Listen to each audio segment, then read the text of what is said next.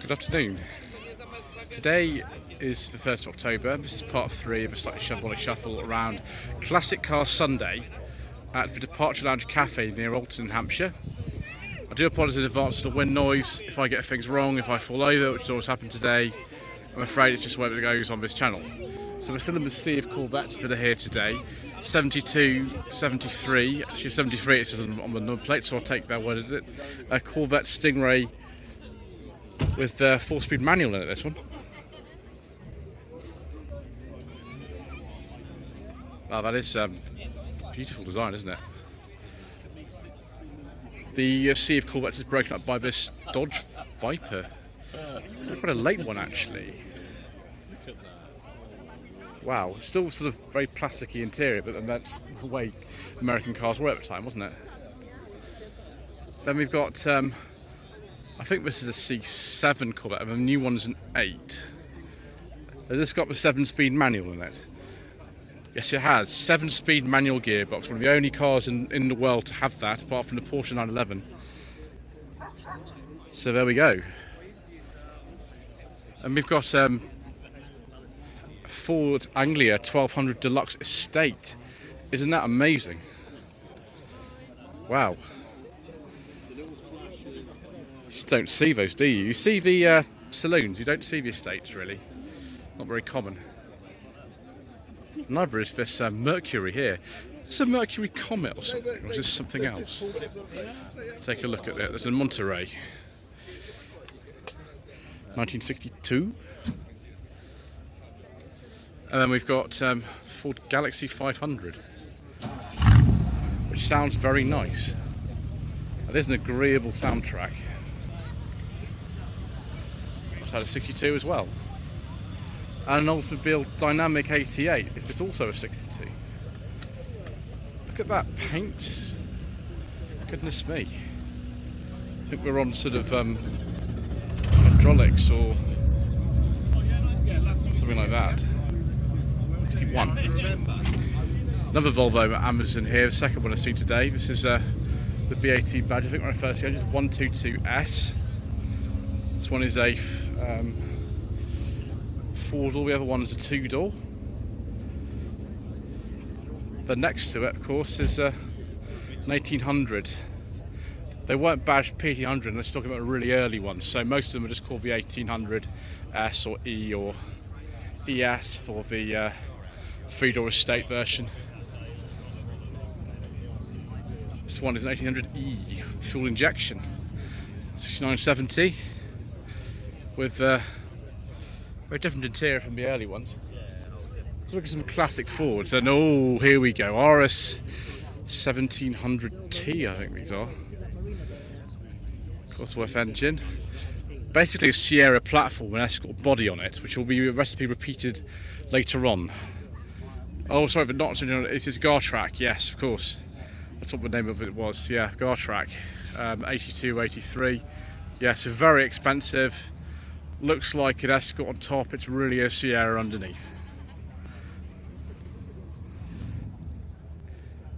Escort 2 litre, so with the Pinto variant of that, 5-speed gearbox. Oh, and a Cosworth swap, of course. Like the Gartrack. Why not? And we've got a Mark 1 Escort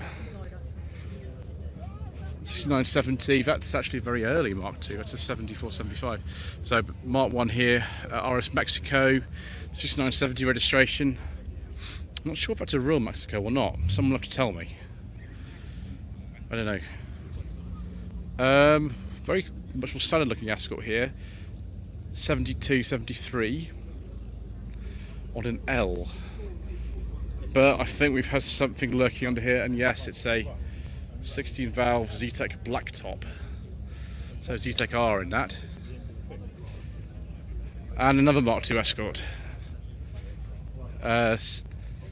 74, 75 on an end, a very late one, another Mexico. There was also an RS 2000 in this slot here, the thumbnail that you saw earlier on, but it's not here anymore. I do apologise, viewers, sometimes people just sort of leave. Then we've got an early Escort here, 69 on G, which has been uprated considerably with a dash and everything like that.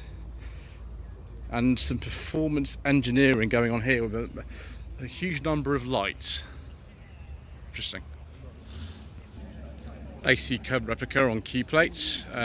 No idea what year that one would be. But personally, for me, the thing that's next to it is more interesting. 1983 to 84, Opel Monza GSE A2, I think this would be, with the 3 litre, I think, cam in head engine. And do we have a Digi Dash as well?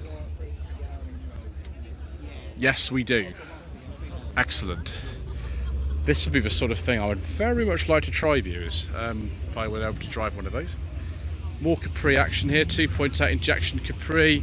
Do we have the Type 9 5-speed? Yes, we do.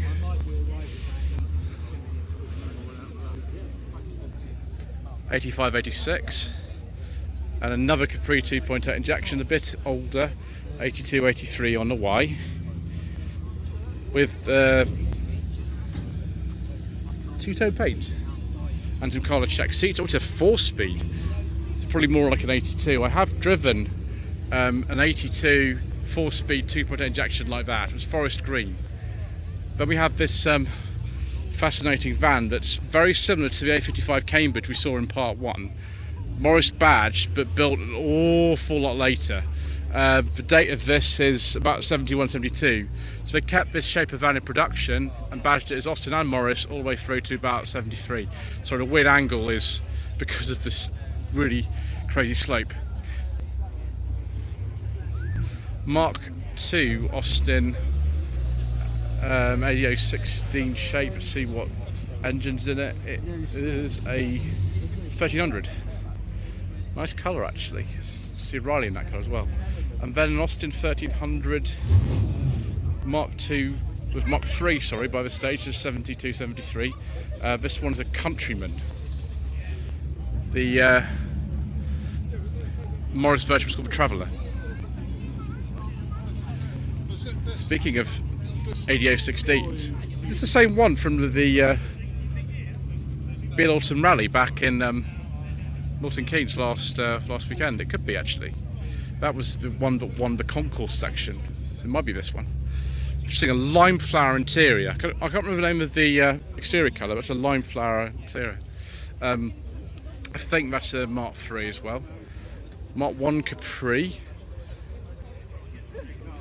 It's a 3000E. Ooh, very, very posh. So this is 71, this one. Yeah, 138 brake horsepower. Fastest car Ford of Britain at the time. And we've got something very unusual here. 1938 Plymouth P6, Australian built. Goodness gracious me, I don't think I'll ever go to see another one of those. Wow. Then we've got something else rather tasty next to it. A couple of Mark II Ford Granadas.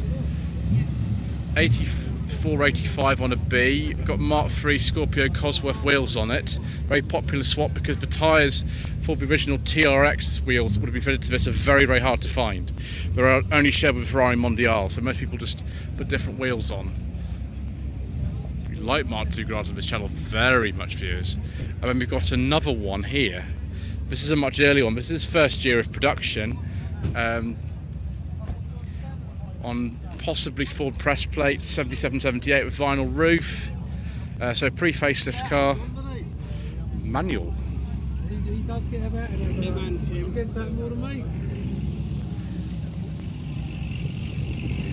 And we've got a couple of Chevys, look like Chevy C10s, both of these.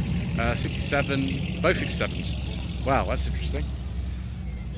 We're getting towards the end now, viewers, actually, I think, because a lot of people are leaving. But we'll keep going. Then we've got something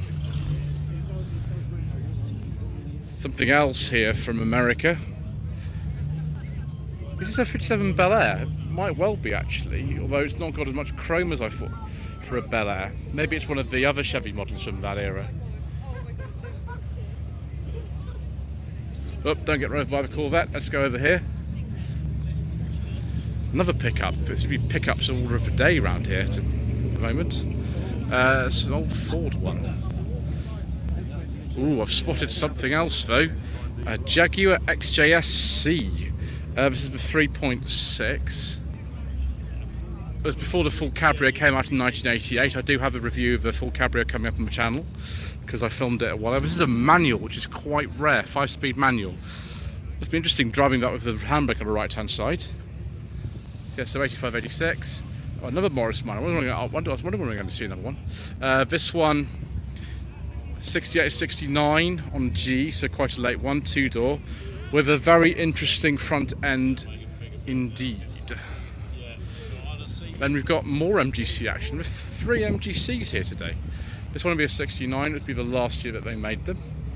GT.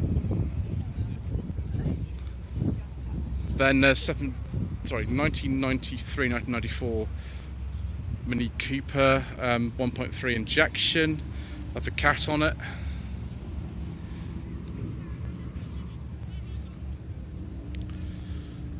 Then another one of these Corvettes. There's so many of these here, aren't there? There's absolutely loads.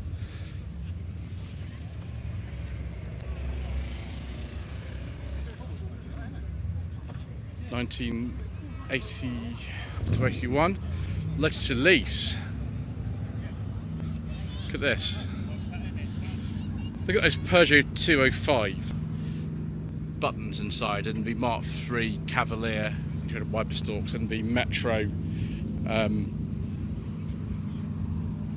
mirror. Just a sort of wonderful spot depart thing. Series 1 Elise, that one. TVR Chimera, the Mark III Fiesta rear lights. Very nice colour. Sort of similar to Nightfire Red on Rovers, but I don't think it is. Here's that standard 8 flying, standard flying 8 drop head coupe that we saw earlier on. This is a 47. All sorts of rarities here.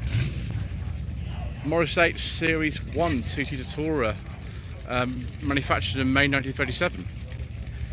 Oh yes, going up in value as I walk round it. A Sierra Cosworth hatch, 1986-87. I think they only made them on D and E plates as far as I remember. Very nice, only I think 4 colours they used to these. Another 2-door Escort Mark 1, seen a lot of these today, haven't we? 1970, 273, 2100 GT. I wonder what engine that is then. Is it bored out something?